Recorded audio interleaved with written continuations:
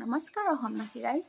এই ভিডিঅ'টো আপোনালোকে অকণো স্কিপ নকৰিব আৰু যিমান পাৰে আপোনালোকৰ বন্ধু বান্ধৱীসকললৈ শ্বেয়াৰ কৰিবলৈ চেষ্টা কৰিব।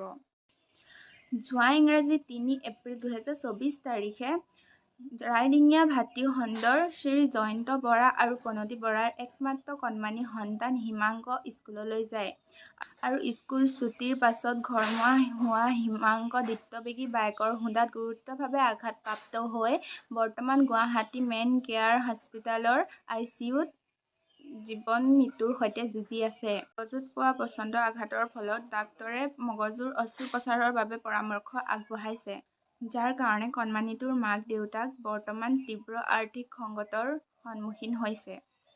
গতিকে পৰিয়ালটোৰ এই দুখৰ সময়ত কণমানিটোৰ অস্ত্ৰোপচাৰৰ বাবে আপোনাৰ সাধ্য অনুসাৰে সহায় কৰি কণমানিটোক এই সুন্দৰ পৃথিৱীখনত জীয়াই থকাৰ বাবে সহায় কৰে যেন।